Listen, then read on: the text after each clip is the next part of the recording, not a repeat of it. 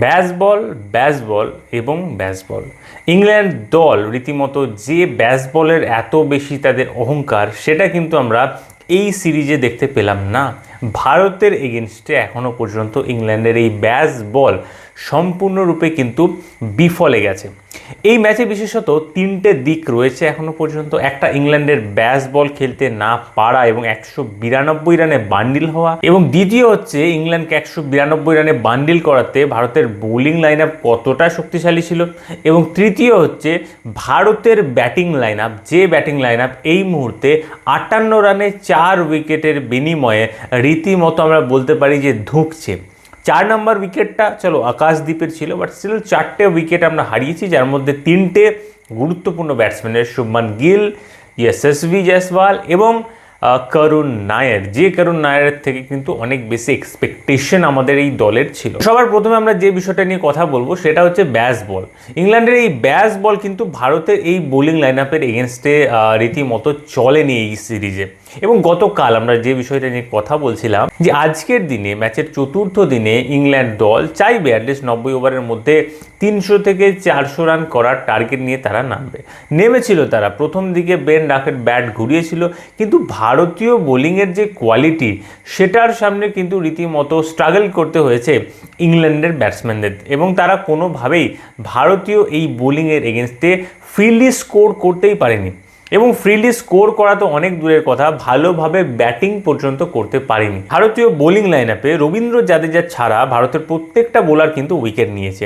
যেমনটা আমি আগের ভিডিওগুলোতে বলছিলাম যে রবীন্দ্র জাদেজার পক্ষে এই সিরিজে উইকেট নেওয়া কিন্তু রীতিমতো কঠিন, বিশেষ করে লর্ডসের এই গ্রাউন্ডে জাদেজার উইকেট নেওয়া রীতিমতো ইম্পসিবল, এবং জাদেজা উইকেট পায়নি। 2টো উইকেট তুলেছে জসপ্রীত বুমরা, 2টো উইকেট তুলেছে মোহাম্মদ সিরাজ, এবং 4খানা উইকেট তুলেছে ওয়াশিংটন সুন্দর। একটা নীতিশ কুমার রেড্ডি নিয়েছে এবং আরেকটা উইকেট নিয়েছে আমাদের আকাশদ্বীপ। ওভারঅল ইংল্যান্ডের এই দল রীতিমতো ভারতের সামনে একদিকে যেমন সারেন্ডার করেছে, ভারতীয় বোলিং লাইন আপ কিন্তু নিজেদের নাম এবং রেপুটেশন অনুযায়ী পারফর্ম করেছে। এবং এখানে ওয়াশিংটন সুন্দরের সিলেকশনটা কিন্তু খুবই ইম্পর্টেন্ট ছিল, যে ওয়াশিংটন সুন্দর 4খানা উইকেট এখানে তুলে নিয়েছে। আমরা গতকালকেই ডিসকাস করছিলাম যে ওয়াশিংটন সুন্দরকে এই দলে নেওয়াই হয়েছে দ্বিতীয় ইনিংসে বোলিং করার জন্য। প্রথম ইনিংসে সে উইকেট পাবে না, এটা খুব স্বাভাবিক, এবং সে একটু আধটু ব্যাটিং করে হয়তো দলকে হেল্প করে দিতে পারবে, বাট মেনলি তার যে কাজটা সেটা হচ্ছে দ্বিতীয় ইনিংসে গিয়ে বোলিং করা, এবং সেখানে গিয়ে 4খানা উইকেট তুলেছে ওয়াশিংটন সুন্দর, যেটাতে ইংল্যান্ড দলকে 192 রানের মধ্যে আটকানো পসিবল হয়েছে। 192 রানে আটকানো পসিবল হয়েছে, এটাও খুবই ভাগ্যজনক আমরা বলতে পারি। তার কারণ এই মুহূর্তে টিম ইন্ডিয়া 58 রান 4 উইকেটের বিনিময়ে, এবং রীতিমতো আমরা বলতে পারি একের পর এক উইকেট আমরা হারিয়ে চলেছি। যশস্বী জয়সওয়াল, তার একটা বড় সমস্যা কিন্তু চলছে জফরে আর্চারের সাথে। যে জফরে আর্চারকে তিনি রীতিমতো টেস্ট ক্রিকেটে তুলোধনা করে থাকেন, সেই জফরে আর্চার কিন্তু লাগাতার আউট করে চলেছে এখানে যশস্বী জয়সওয়ালকে, এবং আজকেও আবারও তাকে আউট করেছে এখানে জফরে আর্চার। তো ভারতের প্রথম উইকেটটা কিন্তু 2টো ইনিংসেই খুবই আর্লি পড়েছে। খুব লাকিলি গত ইনিংসে সেঞ্চুরি করা KL রাহুল এখনও পর্যন্ত কিন্তু ক্রিচের উপর রয়েছে। একটা দিকে রাহুলের টিকে থাকা, এটা কিন্তু ভারতীয় দলের জন্য অনেক বেশি বেনিফিশিয়াল, কারণ এই প্লেয়ারটা ঠান্ডা মাথায় লম্বা খেলতে পারে, এবং এই মুহূর্তে ভারতের দরকার 135 রান। যে 135 রানটা করতে গেলে একটা সাইডে কোনো প্লেয়ার যদি 40 রান করে কি 50 রান করে, তাহলেই ম্যাচটা কিন্তু পুরোপুরি শেষ হয়ে যাবে।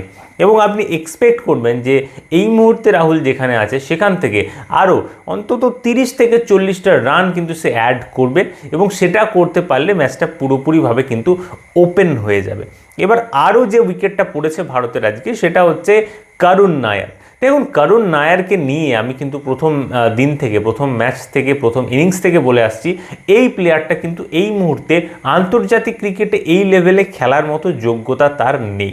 যোগ্যতা কেন নেই, তার কারণ হচ্ছে একটা প্লেয়ারকে আন্তর্জাতিক লেভেলে ইংল্যান্ডের মতো জায়গায় গিয়ে খেলার জন্য কিন্তু একটা খুব ভালো ফর্ম লাগে। এই প্লেয়ারটা IPL-এ খারাপ খেলে ফর্মটা হারিয়ে এসেছে।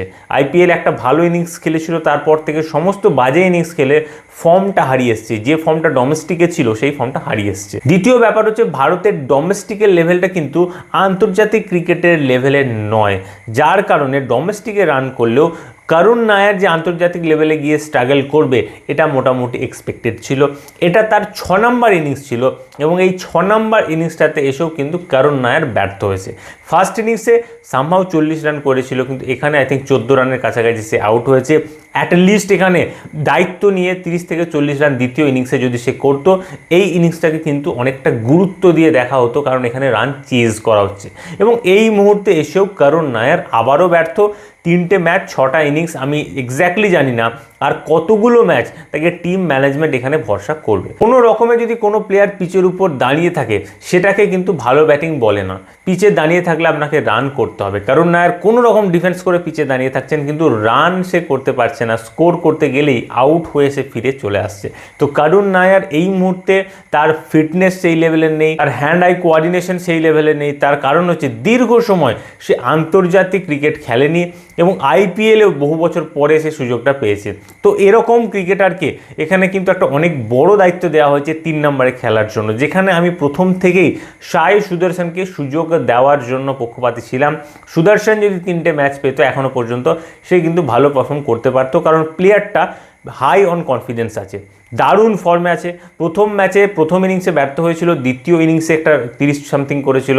তো পরের ম্যাচেও কিন্তু তাকে এখানে ভরসা করা যেতে পারতো, কিন্তু টিম সিলেক্ট করেছে 33 বছর বয়সে একজন ক্রিকেটার যার কাছে এক্সপিরিয়েন্স আছে, সেই কারণে তাকে নেওয়া হয়েছে। কিন্তু ফল ভারতীয় দল এখানে কিছু পেল না। এবং তৃতীয় যে প্লেয়ারটা আউট হয়েছিল সেটা নান আদার দেন আমাদের ক্যাপ্টেন শুভমান গিল। এবার শুভমান গিলের উইকেটটা কিন্তু অনেক বেশি ইম্পর্টেন্ট ছিল, কারণ এই শুভমান গিল এবং কেএল রাহুল যদি আজকে তো ধরুন খেলা শেষ হয়ে যেত, কালকে যদি 1 ঘন্টা এরা দুজন ব্যাট করতো ম্যাচটা কিন্তু শেষ হয়ে যেত। কিন্তু ব্যাড লাক আমাদের যে শুভমান গিল এখানে আউট হয়ে গেল খুবই ছোট একটা স্কোরে, এবং এই জায়গাতে ম্যাচটা মোটামুটি আমরা বলতে পারি একটুখানি কিন্তু ফেঁসেছে। দেখুন 135 রান দরকার, আমাদের হাতে নীতিশ কুমার রেড্ডি, রবীন্দ্র জাদেজা, ওয়াশিংটন সুন্দর, ঋষভ পান্ত, এই 4টে প্রপার ব্যাটসম্যান আছে। প্রপার বলার কারণ এই 4টে ব্যাটসম্যানই কিন্তু প্রথম ইনিংসে রান করেছে। রবীন্দ্র জাদেজা এবং ঋষভ পান্ত এই দুটো প্লেয়ার এই সিরিজে যেভাবে অ্যাজ আ ব্যাটসম্যান হিসেবে উঠে এসছে সেটা কিন্তু সিম্পলি ব্রিলিয়েন্ট। তো এই জায়গাতে দাঁড়িয়ে আমাদেরকে খুব স্পষ্টভাবে এটা বুঝতে হবে যে ভারতীয় দল এই ম্যাচে কিন্তু এখনও অনেকটা এগিয়ে রয়েছে। ভারতের এখানে কনফিডেন্ট থাকা উচিত, কারণ 135 রান, হাতে 4টে জেনুইন প্রপার ব্যাটসম্যান রয়েছে, নিশ্চিতভাবে টিম ইন্ডিয়া বেশ কিছুটা এগিয়ে রয়েছে। কিন্তু তার সত্ত্বেও অ্যাজ উই অল নো 4খানা উইকেট পড়ে গেছে আমাদের দেখে মনে হচ্ছে, তো এটাতে একটুখানি প্রেশার লাগতে পারে। বাট যে রিকোয়ার্ড রানটা আছে 135, খুবই স্মল একটা স্কোর, খুবই ছোট একটা স্কোর, এবং এই স্কোরটা টিম ইন্ডিয়ার নিশ্চিতভাবে চেস ডাউন করে দেওয়া উচিত, যেখানে ঋষভ পান্তের মতো চ্যাম্পিয়ন প্লেয়ারের এখনও কিন্তু মাঠে নামা বাকি। আই থিঙ্ক ঋষভ পান্তি এবার মাঠে আসবেন, তারই সময় এসছে। তো আমার এক্সপেকটেশন তো এমনটাই রয়েছে যে ঋষভ পান্ত এবং কেএল রাহুল দুজন মিলে ম্যাচটাকে টানবে এবং আর কোনো উইকেট না পড়ে এরা দুজন মিলে ম্যাচটাকে ফিনিশ দেবে। আদারওয়াইজ এখানে যদি ঋষভ পান্ত এসেই আউট হয়ে যায় তাহলে ম্যাচটা অ্যাকচুয়াল ফাঁসবে। বাট ঋষভ পান্ত যদি আধ ঘন্টা কি 1 ঘন্টা ব্যাটিং করে ম্যাচটা কিন্তু পুরোপুরিভাবে শেষ হয়ে যাবে। তো এই ম্যাচে স্টিল আমি এখনও পর্যন্ত টিম ইন্ডিয়াকেই এগিয়ে রাখবো। আমার মনে হয় টিম ইন্ডিয়াই কিন্তু এখানে ম্যাচটা জিততে চলেছে, এবং 135 রান, হাতে 4টে প্রপার উইকেট, এবং তারপরে আরও কিছু প্লেয়ার তো রয়েছে। তো ওভারঅল আমার কাছে এখনও কিন্তু টিম ইন্ডিয়া ফেভারিট। বোলিং ডিপার্টমেন্টে ভারতীয় দল যে কনফিডেন্সটা দেখিয়েছে, যেভাবে ইংল্যান্ডের ব্যাটিংকে ধ্বংস করেছে, ব্যাটিং ডিপার্টমেন্টেও ঋষভ পান্ত এবং কেএল রাহুল এই ধারাটা বজায় রাখবে এবং টিম ইন্ডিয়া এই ম্যাচেও জয়লাভ করবে এবং সিরিজে 2-1 ব্যবধানে এগিয়ে যাবে। দেখে কিন্তু এই মুহূর্তে এমনটাই মনে হচ্ছে। আপনার কি মনে হয়, ভারতীয় দল কি পারবে আজকে এই ম্যাচটা জিততে? অবশ্যই সেটা কমেন্ট করে জানাবে।